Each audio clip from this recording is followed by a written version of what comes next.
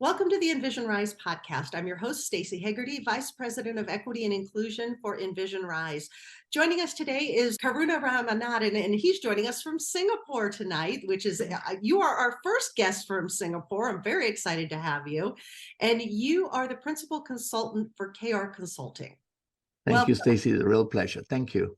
Well, let's start with some introductions. Why don't you tell us about yourself so that we can learn a little more about you? And then we're going to really get into organizational transformation, one of our favorite topics here. You know, I've been privileged to have worked for like 4 decades. Next year would be my 40th year. And, Stacey, you learn a lot of lessons along the way. But the career is really broken up into a few parts. The first 20 years was in the Navy, of which 11 and a half years was at sea, of which 5.5 years were in command of 2 warships. That was my formal introduction to leadership and leader work. The next 10 years was in the leadership center in the Singapore military, which was being set up. And I was fortunate to be part of that pioneer group that actually brought culture change to a military that was seeking to transform itself. And then from there on, I did 3 years in government as government's most senior change consultant for internal conversations within senior leaders, leadership collective, that kind of stuff, on transformation work again. And in the last nearly 6.5, going into 7 years, I've been an independent consultant leading a small team of like-minded associates trying to do work in Singapore and in the region, largely with government-linked organizations, but increasingly also with corporates who are actually facing forced transformation and change. And that's been pretty much the state of things here post-COVID. Basically organizations are finding themselves in a state where they would have to change quite quickly. So that, in a nutshell, is all 40 years wrapped up quite nicely in, 60 seconds. Geez. I didn't know you could wrap up 40 years in 60 seconds. Frightening, huh?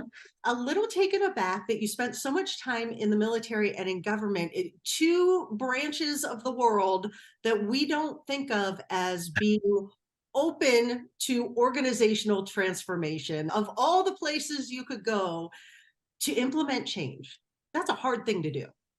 Oh, it's totally. In my book 3 years ago, I said that, it's very clear. The motives for change is visible and clear in most organizations. It's largely survival, it's growth, it's bottom line, it's going ahead, it's market entry, it's, whatever. With government, it's problematic because I think it's not so clear at times as to why the change needs to happen and who's going to have to effect the change. And so, we can get a bit into that.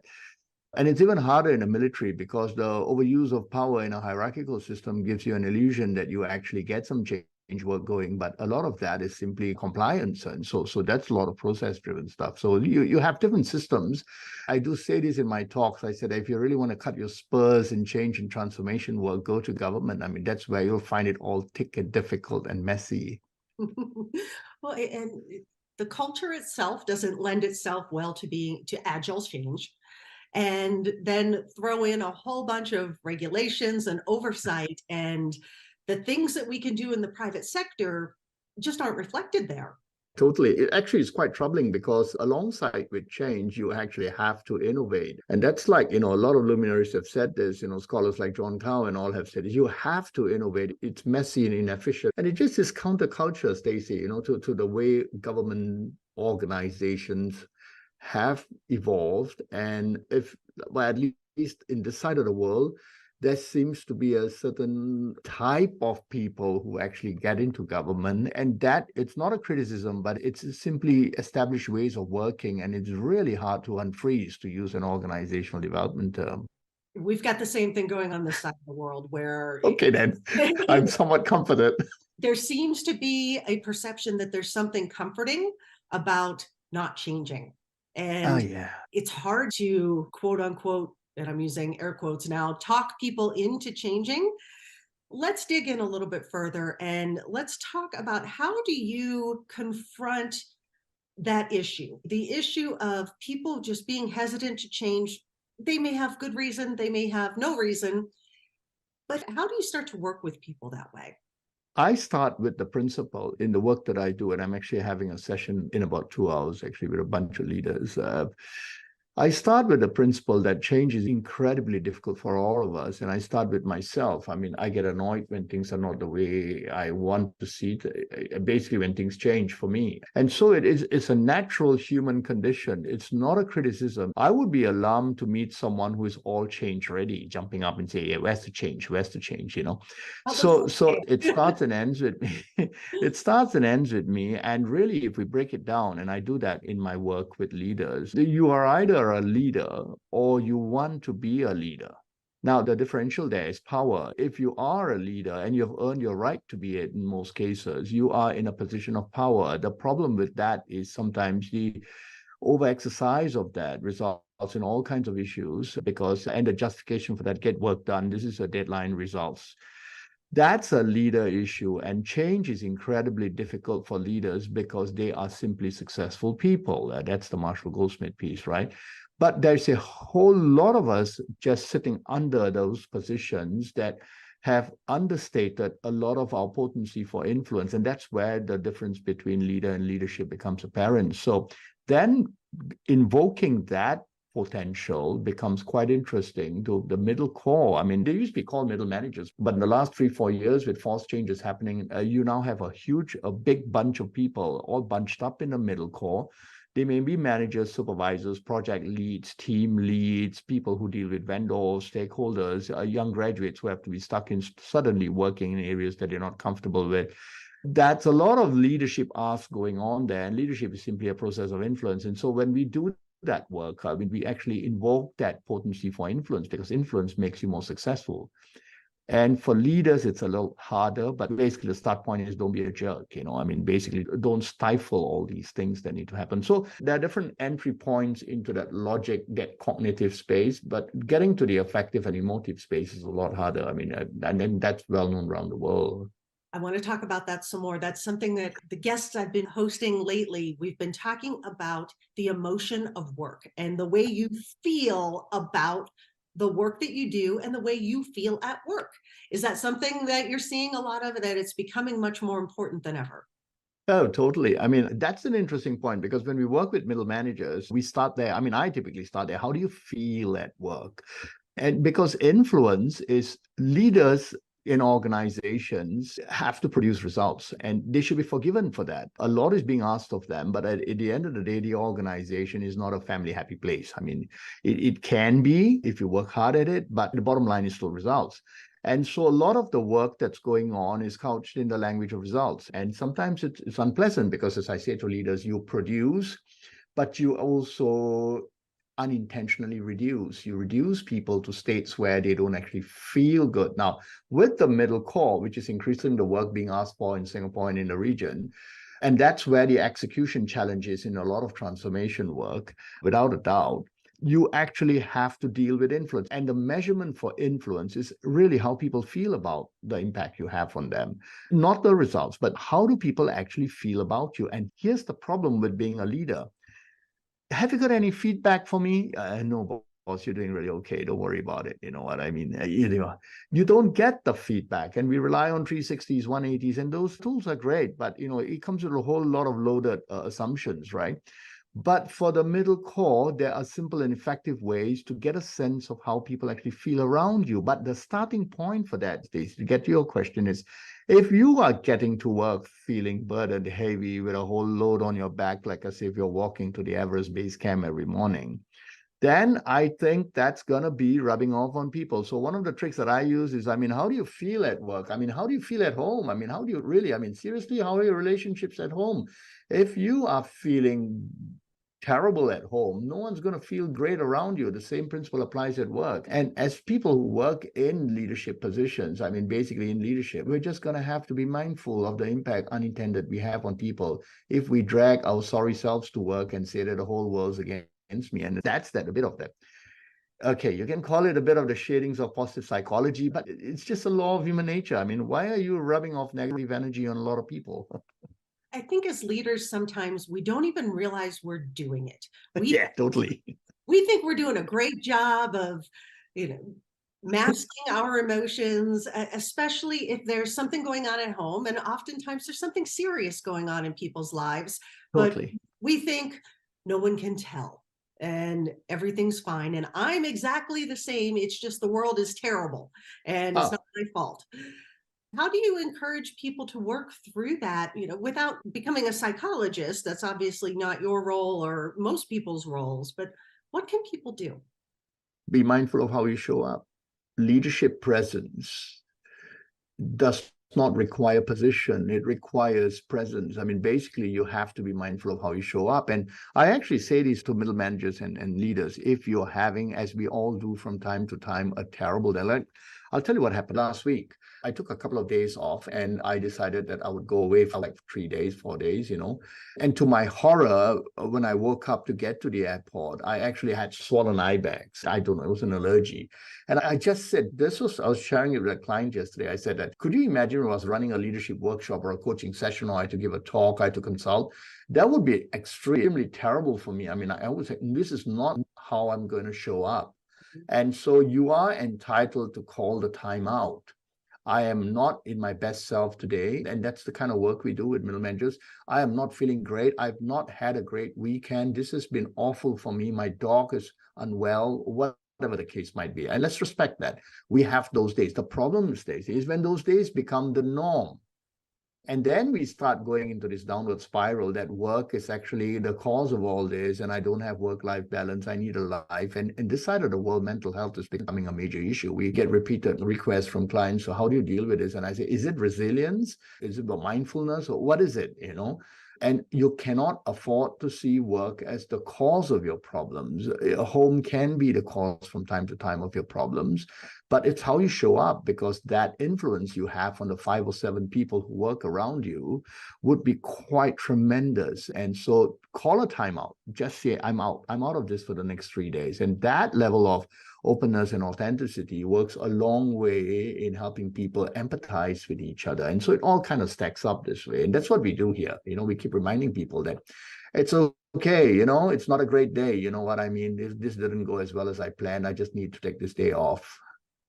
I think that's something that, at least here in the States, we have not truly gotten to the point of being comfortable with a mental health day, or being that transparent that my dog's been really sick, or even Yeah. to say, Yeah. "Look, I've got a lot going on at home right now. I need a day or two to focus on that so that I can focus on the work that's at hand when I'm at work." Where do we need to be having those conversations? I think there's a piece of it that's obviously showing your employees that you do that, and that makes it okay for them to do that. How do we get the C-suite executive teams, how do we get those upper level leaders to get comfortable with that level of vulnerability? That's a hard ask. It is terribly hard because it breaks the mental model we have of management and leaders. You're supposed to be strong. It's the hero worship. You're supposed to be strong, charismatic, knowledgeable, powerful, decisive. And so therefore, here is this near perfect person who actually cannot fault, who cannot drop, who cannot appear a little uncomfortable, unhappy. And this, I mean, it's actually going away quite quickly, because my view of this is we need to shift from the individual to the collective. And that's a whole set of other problems, which means in transformation, it's not the single CEO. I mean, this goes back to Heifetz's work out of Harvard. It's not the single CEO's ambition any longer. It is the collective vision of a group of people who represent management. And that's hard to do. But in terms of interaction, there's a lot being asked for from leaders at this point, because people generally look up. They don't look down. They look up. They meet leaders in the lobby, in the car park lots, in the elevators, in the toilet. Okay. So basically, that moment is actually so important. And many people have said this, and many of the scholars have said this, many of the consultants have said this. Watch how you're being watched. You are being watched. And it's irrecoverable. I mean, with senior leaders, we say that, you know what, if you had that one moment where you let your guard down, unfortunately, that perception is going to be tagged on you. And so it's a huge ask. But then again, let's flip it around on the other side. It is okay to say, I've had this terrible day. And that is so powerful, because that story kind of brings that back to ground, that this person is also human. I mean, it's a human being in action. He's got a family. She's got some issues, and she's going to have some time to deal with that. So to answer your question in a more direct way, I think the respect, empathy, and humility part becomes really important now. The core practice of value, the value of respect is so fundamentally important. I mean, even take diversity and inclusion. I mean, diversity is largely representation, but inclusion is a leadership act. It is a self-leadership act. I commit to respecting you as an individual. I will practice empathy. When I get better at it, humility should be quite visible in my actions. So this is what we do with our work with organizations. We bring this back, we strip it apart, and we say that if you have nothing else or time for nothing else, please be conscious that you need to be respectful, you need to practice empathy, and you need to try your best to be described as someone with some degree of humility. I like that you said, when I get better at it, that this is not a thing that you switch. This is not No. a persona that you pick up, that there's work involved in it. And what you said implies practice. Totally. I mean, and for more senior leaders, particularly the C-suites, this is really difficult because the power presents a distance between them and any potential well-intentioned feedback. And a lot of the work we do, I always say this, with middle managers, you help them get feedback. You just go and ask the 5 or 7 people who work around you how basically if you could treat them a little better. And you would get some of that if you open up regularly. Coaching conversations, for example, lots of these formats. But for senior leaders, I get this request, quite often, can you just help my people speak up? And I said, well, they just did. The fact that they didn't speak up is data for you. And that becomes a problem because with senior leaders, we have to give them data. So consultants, coaches, we come in and we collect data. And we say that, hey, no one's going to tell you this because they're obviously vested and you are in their line. But you need to ask yourself if you can choose to be a stronger, more confident, more empathetic human version of yourself. And you can, because that's what you are at home. You cannot be successful at home. You need to be happy at home. And so we play with those frames.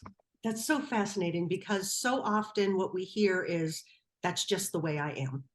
But it's not really the way you, if that were the case, that's the only way you would be, right?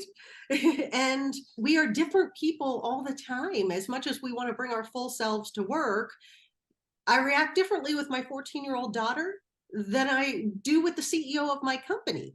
So, totally. But there are some parallels there, I mean, it's the respect, it's the empathy. Come on, really, it's bare bones stuff. Yeah.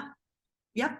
You've talked before about how important it is to help leaders come to terms with what they expect out of a transformational change.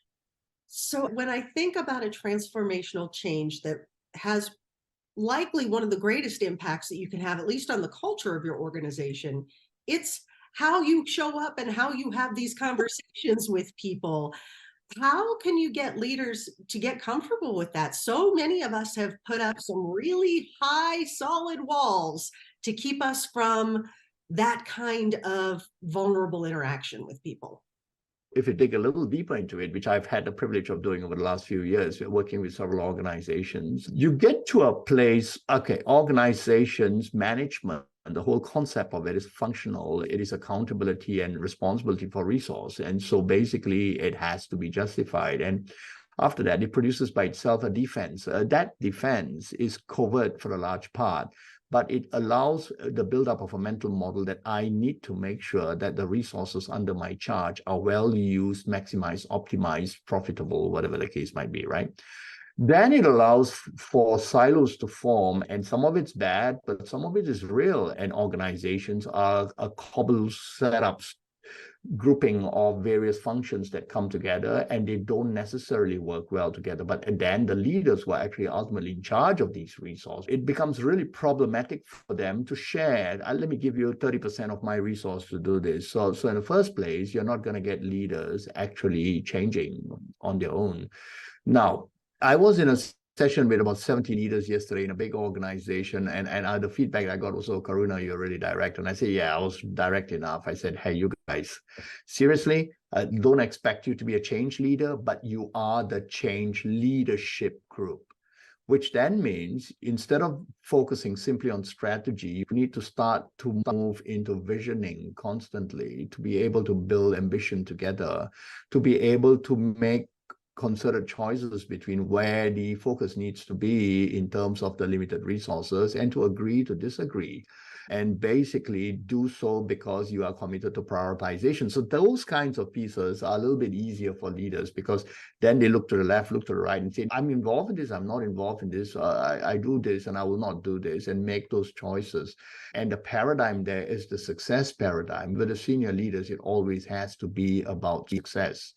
With the middle core, it's always been probably dominated. Success is one thing, but they're generally preoccupied with work and load. And that then becomes a little bit of where you want to tease these things apart. I just said this to the group of leaders yesterday. You will get no reward from this. And I saw a few banks go, you will actually have no reward. I mean, why would you want to think that if I commit to this, will I get rewarded? I mean, you're not going to get reward from this. But you will be remembered years from now as the person who stifled all that creative juice and innovation and the capabilities of people who feared about stretching themselves forward because you did not allow it. So you will be remembered. In the leadership world, in leadership development, good leaders, when you ask these questions, Stacey, in workshops, I mean, I'm sure it's there in the States as well. Who do you admire as a leader? Mother Teresa, Mahatma Gandhi. Sometimes you get the Hitler, my father, my grandfather. You hardly get my boss. Name one leader whom you wish you never met. Oh, my ex-boss. You know what I mean? I had this person. Oh my God, this was a living hell. And so that was you see it. You see it. I'm actually having those thoughts right now. I will withhold names to protect the guilty. Totally. I think we should. So I've got one last question for you, and this has to do with being forward-looking. What advice would you give to people who are maybe now individual contributors and are thinking about stepping into a leadership role, or those brand new leaders, maybe they're fresh out of college and they're ready to change the world? What advice do you have for them so that they're not mid and late career in a few decades from now trying to change the way they've always done things? It's funny, just before this, because I was sitting at my desk early in the morning and I was actually preparing a proposal for a client just on this. Okay, so we've got an ask. Things have changed. I mean, not too long ago, let's go back to the universities and the college. You'd step out of college or a university and you would enter an organization, and you might believe that you'd have maybe 3 to 6 months to find your feet, maybe 9 months. One would correctly assume that you would have a manager or supervisor who would closely guide you. And basically, you would not be given too difficult work pieces or task jobs, assignments, but you would be closely watched and helped and supported. Stacey, all that's gone through out the window. It's gone out the window. We are facing work compressions, deadlines. We are facing hybrid work arrangements, remote work arrangements, Zoom off calls, no videos. Basically, I might be in the gym in the middle of the day, just tell me what you want. And it's incredibly difficult for people to cope with that. So going to the question, we believe that one of the critical success factors for people in the middle of an organization, even for people who are aspiring to be leaders, is to quickly shift from the manager mindset, where it's directive, to the adaptive team leader frame. And these 3 words are really important. Adaptive, which means you are flexible enough to the left or right.